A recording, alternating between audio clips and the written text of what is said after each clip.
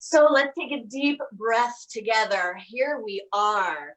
If you are watching us live on Facebook, welcome. We are glad that you're here. Feel free to go back and forth in the comments, and it's good to see each one of you and your faces here live with us in the Zoom room. So if you don't know about the Zoom room yet, everybody's getting together on Sunday morning, and they want you to come hang out with them because they're right here. You can take a look at everyone's faces, and it brings a bit of that comforting, familiar feeling.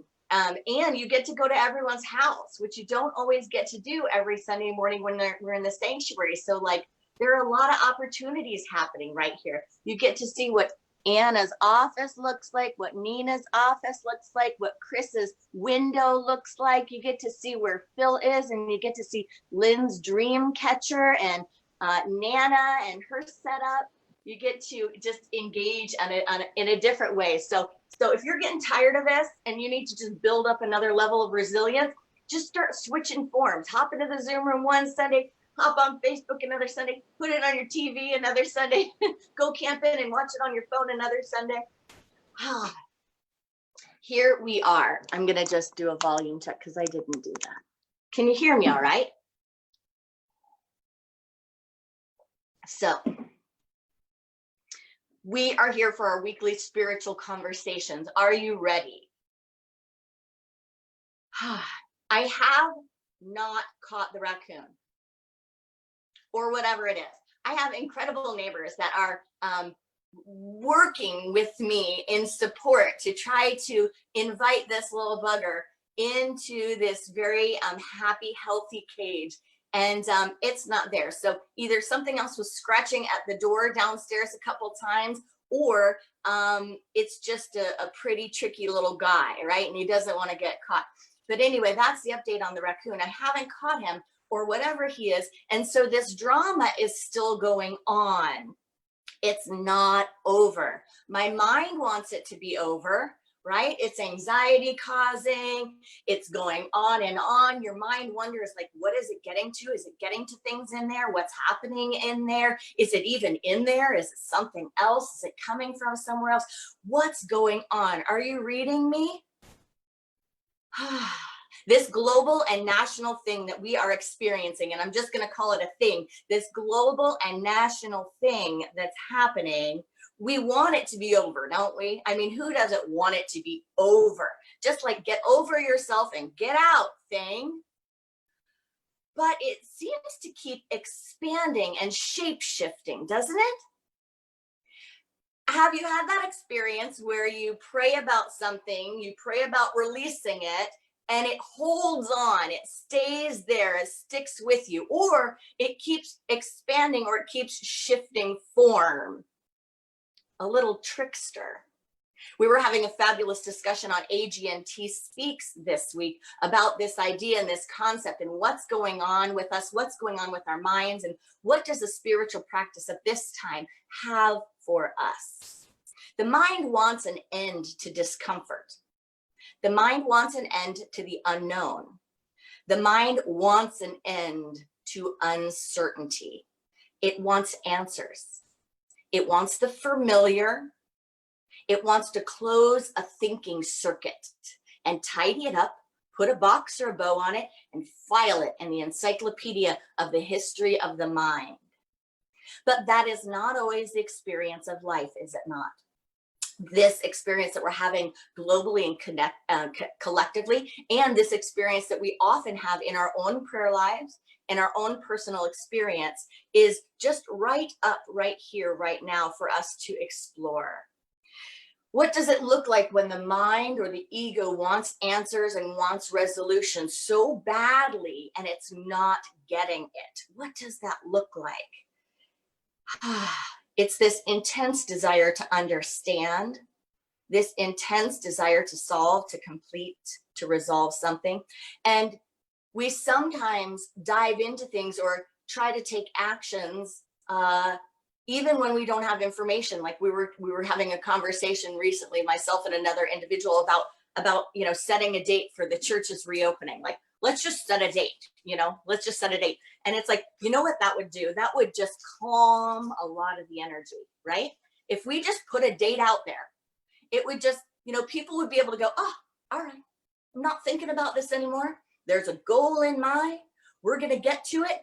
And it'll just allow me to just relax now and be okay with what is. That's a beautiful thing, isn't it? But then when you sit here and you think about it and go, but actually, do we have any information that would make that relevant at all? Or is that just a random, irrelevant thing to do to make ourselves feel better?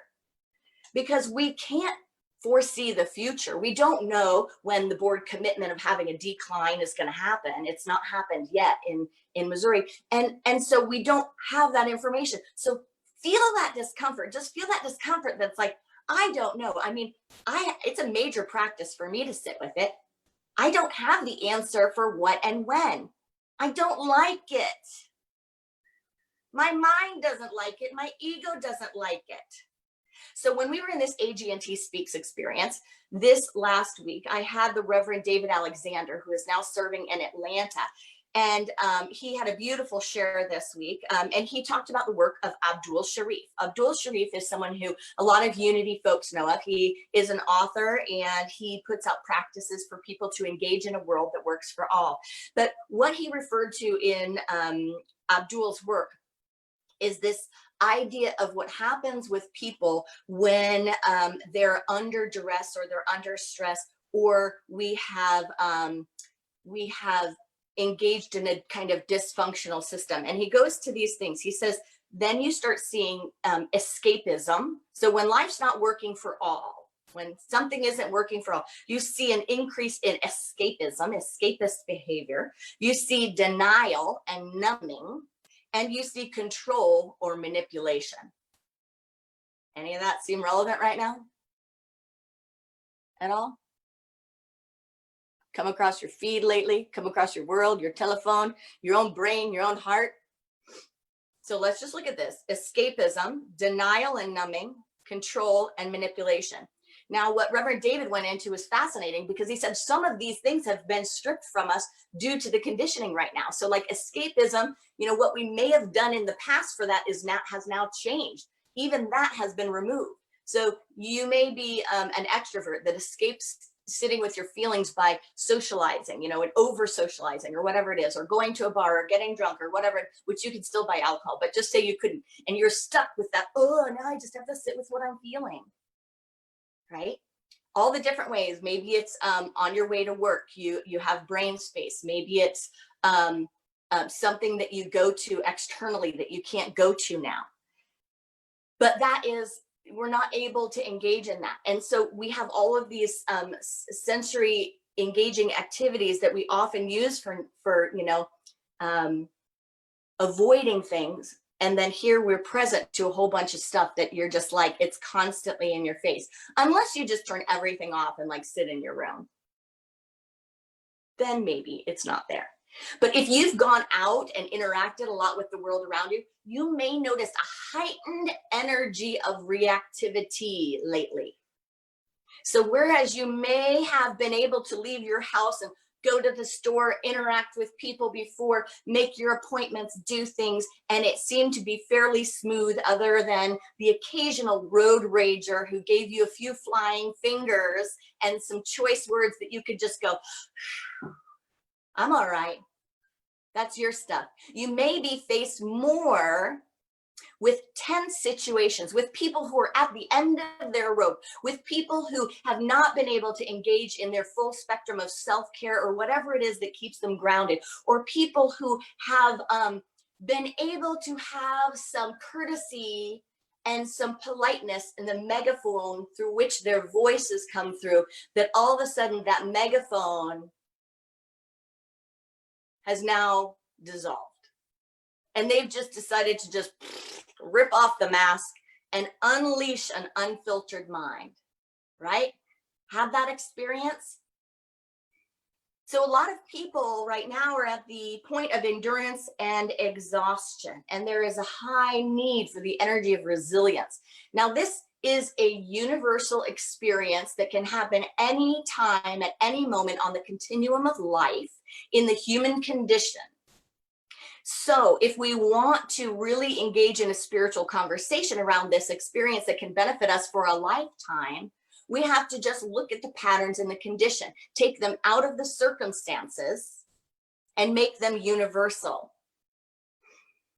We have a tendency when we are in duress to attach to anything or anyone that makes us feel better. So any advice, any answers coming from anyone at any time. I have a practice of engaging what people share with me and giving it my attention. There's a lot of things that I wouldn't put it past the world or systems to create. But I also like to have a scientific and reasonable approach to thinking about things or vetting information. Has anyone gotten things lately that are just off the wall, wacky, wacky, wacky? Seen things that are just off the wall, wacky, wacky, wacky? I see hands in the Zoom room. Reverend David talked about that too.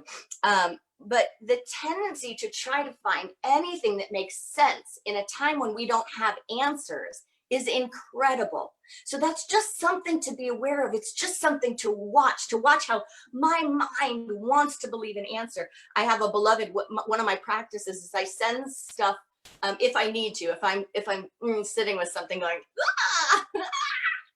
I send it to someone I know in that field, even if they're not a total expert, someone that I know personally that I trust, and I trust their judgment, and they're smart in that field, right? So I don't want to, blow your mind, and don't research this stuff if you have no idea what you're talking about. But when the 5G thing comes, I send it to my people that are computer people. Anything in this, I got a thing that I sent off last week, and the reply I got from my beloved, who I trust very much, was, when you hear vaccine, nanotechnology, and artificial intelligence in the same video, it's okay to stop watching it. And I was like, thank you for that bit of laughter that just lifted my heart. And again, I'm not, giving a this is right or this is wrong or this is what anything is. I am in a state of suspended judgment. I am in a state of curiosity. I am in a state of openness and listening, but I am very clear about my energy and what I will let my energy co-create, what I will let my energy magnetize and magnify. So we are at the point of an opportunity, a spiritual opportunity. And I think the opportunity is for suspended judgment. So there are times in life where we don't have all of the information, right?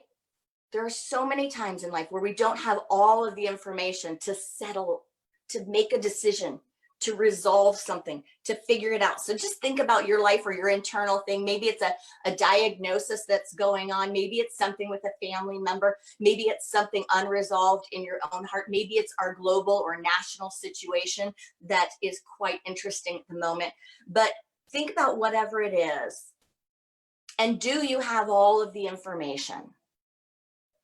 Is it okay that you can't resolve it right now or solve it right now? And what do you do with that energy? How do you expand your ability to presence what is in your awareness and your experience without feeding the insatiable ego need to dramatize, to offer answers and solutions, to pull your energy left and right, to use emotions, thinking, and the creative faculties, the creative energies to create conflict, to create discord, to create chaos, to create uncertainty in the midst of uncertainty. Like the ego will offer us uncertainty in its own package rather than just the experience of uncertainty and how that feels within our own body. The practice, this is the practice. Here we go. We're diving into the practice. The practice is not always easy, but it is always available, and it is always full of promise. We want to know the unknown and we want to solve the unsolvable. Now, I shared an unvetted, an unverified, and a not true story last week. Are you ready for this? I propagated a story that was false right here, right in this conversation. As I was sharing about my personal experience with miscarriage, I said that I had 3 miscarriages. Do you remember that? So let me tell you the story. I was at, this was after 2 miscarriages, and I was pregnant for the 3rd time. So I've been pregnant 3 times. I was at a sound healing on New Year's Day. I think it was New Year's Day. I don't think it was New Year's Eve, New Year's Day. And I was at a sound healing and got to relax and just be nurtured in this like hour-plus experience of sound healing. And at the end of the sound healing, people were connecting. So some of you were there, and others in our community and others that I know were there. And as I am connecting with people, and no one knows that I'm pregnant at this point, and I was a little while along, I had, as I am in conversation, I had an alarming amount of blood loss. An alarming amount. And I stood there in a moment in the midst of conversation, still listening to the person that was talking to me, still having words come out of my mouth. And in my body, in my being, a conversation started to happen. The conversation was something like, oh my God, it's happening again. I know what this is. How am I going to deal with this? Is this really happening? And I kept just entering a deeper state of my own experience and my own awareness, just breathing. And I actually didn't leave the conversation. I stood there. I talked to 2 people standing there. And then when there was a pause in the conversation, I went to have some me time and take care of myself. But it was a Sunday, and the, doctor's offices and places aren't open on Sunday, and I don't go to I was going to wait till the morning to go to the hospital, go to the doctor. I wasn't going to go to the ER. So I was going to activate my prayer practice unless I absolutely had to do that. So I was there in the midst of this experience that I've had 2 times before, that I know exactly what it is. And so what did I do to engage the practice? I had been engaging the practice for months now, for years actually now. So what I did in that moment is that I just became so very, very aware of my mind jumping to conclusions.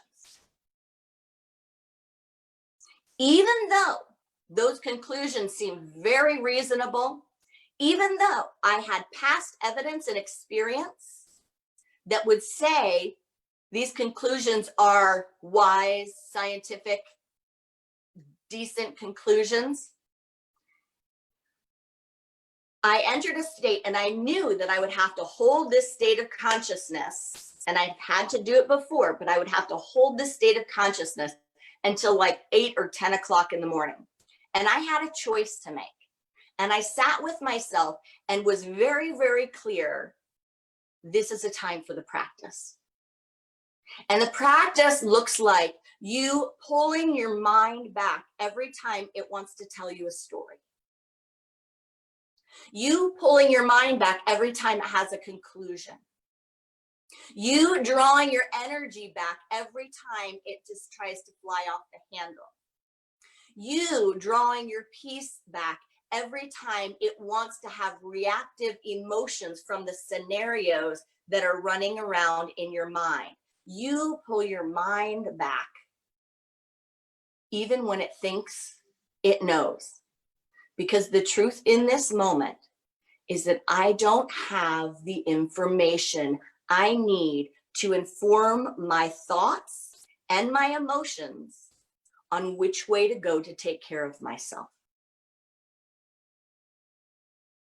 That is incredibly uncomfortable. It is incredibly uncomfortable to sit in a moment and be honest with ourselves about what we have information for. So I have information to care for myself right now. I have information and resources on how to support myself right now. I have information on how I can observe my mind and watch what it will do. But I have an opportunity to enter into suspended judgment. And so every time there was a running off, I just took a deep breath and said, we are resting in suspended judgment. You know, I lift this up, I give it to God. We are resting in suspended judgment. And it feels, sometimes it feels stupid, right? To me, it felt stupid. There's a part of my brain going, look how stupid you are. You know exactly what this is. And you're going to be more disappointed than ever if you tease yourself and you engage yourself and you let yourself think that this might not be happening. You fool, you silly fool. It's going to hurt that much more. It's going to hurt that much more when you realize you knew the whole time exactly what was happening. And you just go, I just went, okay, sweet one, calm down. I hear you. And I'm not making a judgment. I will wait. I will walk. I will sleep. I will see. And breathing so deeply into that one moment right here, right now. Because what I didn't want was all of the emotions flooding my body of what I would feel and experience tomorrow, if that were the case, to be my full-bodied experience for tonight, right? For me to go through something before it happened. When I do that, I'm not saying that I cause it.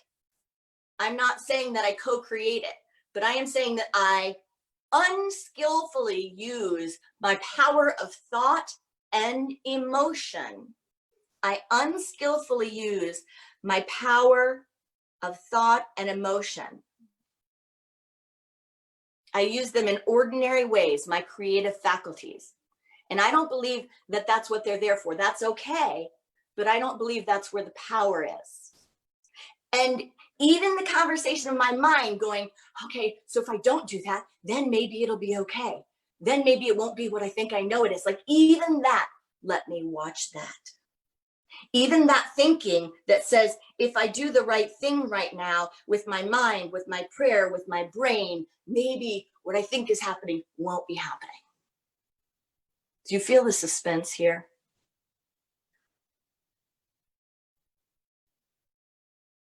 So the next morning I go to the doctor's office and I am left there for a while. And I say to the practitioner that's there with me, I said, I need you to do me a favor. I need you to tell me now.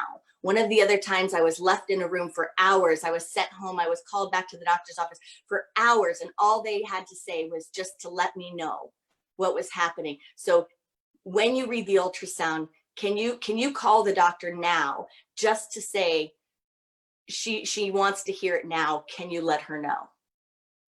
And she said, yes, I will do that. I will ask. And then she did the ultrasound and kept doing her stuff. And I'm looking, can't tell anything from anything. And then she said to me, well, just keep doing what you're doing. And it looks like everything's good. And congratulations again. And I was stunned. And I said, well, what about that? Are you sure that did you look at, really, like what? And she said, we don't know why, always, but these things happen. It does happen. And yeah, everything's good. So I had 3 pregnancies, not 3 miscarriages. And that gift of that practice and that moment when it's like, your heart is on the line. I remember leaving that appointment. One, elated and in shock, but also peaceful and also incredibly grateful that I did not abuse, torment, and torture myself by putting myself through the ringer that is ordinary. by spending the entire night reaching out to girlfriends or just going into that shell within, when that part of the experience was optional. So what is optional for us? What part of this experience right now that I'm having, that you're having, that the collective has happening, what part is optional? When we suspend judgment, spiritually speaking, what happens? We halt the negative magnet, the negative vortex, the downward spiral. We don't bury it. We don't shove it away. We don't chastise it. We simply go into a somatic experience of the now moment, presencing ourselves. And what that does is it stewards our energy. And stewarding your energy leads to resilience. And then the second thing that happens is we enter into a deep form of listening. We are able, in a way unlike any other, to hear patterns, to hear emotions, to hear thoughts. And when we enter into a deep state of listening, it is a healing space. And the third thing that happens is we create space. We create silence. And when we create silence, we are activating our awareness of the power and the presence of absolute love. There is a void created when we're in suspended judgment. You'll feel it. You'll feel it in a body way, like in a body, mind, spirit way. You will feel it when you do this. There is this space, like where otherwise there would have been this just cacophony of stuff going on, right? This like, oh, wait, wow, just going back and forth, just picture it in your mind. Instead, when we create suspended judgment, there is just this silence, this space, this void. And the universe loves a void because it rushes to fill it. God, the grand overall design, love itself, intelligence, wisdom, peace, power, elimination, faith, that all fills the void. It fills the vacuum. And spirit is revealed through the silence. So do you want to live in suspense or suspended judgment? Because suspense is the thing that says around the corner, something's going to hop out. In the closet, there's something that's going to get you, right? Suspense is what happens in a movie that takes all of your energy and it just like, you know, you're on the tips of your toes because you know what's going to happen next. But suspended judgment is a spiritual practice. Suspended judgment is what we utilize even when we think we may know, but we're holding on to the space of something better. So whether we are dealing with a current experience, whether someone in our community, someone you know, someone who's watching this, whether you were just diagnosed with COVID-19, or whether you're going through a cancer experience right now, whether you are concerned about the stock market or whether your job's going to be there tomorrow, your job security, whether you are dealing with a hardship or a heartache, we may think we know the outcomes, but all sorts of outcomes have arisen from the same conditions. All sorts of outcomes have arisen from the same conditions. Can we breathe into that? All sorts of outcomes have arisen from the seemingly same conditions. So ask yourself, can I put a little space there? Can I put a little space around this? Can I leave this one to God and step out for a bit? Not because I'm being passive, not because I'm falling asleep, not because I don't want to be aware or wise, but because right now there's nothing useful that my brain is interested in contributing. Eckhart Tolle says there is the vertical dimension of depth, accessible to you only through the portal of the present moment. So instead of adding time to yourself, remove time. The elimination of time from your consciousness is the elimination of the ego. It is the only true spiritual practice.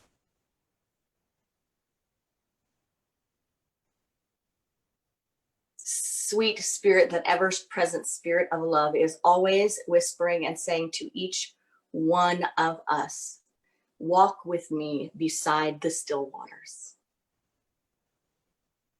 As Michael Beckwith would say, step into the lily of the field's consciousness. The mind does what the mind does.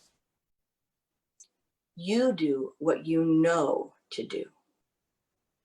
The best warrior is a warrior who knows how not to fight. Reverend Angel Kyoto Williams, the author of Radical Dharma, says this prayer. May all beings be granted with the strength, the determination, and wisdom to extinguish anger and reject violence as a way. May all suffering cease, and may I seek, find, and fully realize the love and compassion that already lives within me, and allow them to inspire and permeate my every action. May I exercise the precious gift of choice and the power to change that which makes me uniquely human and is the only true path to liberation. May I swiftly reach complete, effortless freedom so that my fearless, unhindered action be a benefit to all. May I lead the life of a warrior. Namaste.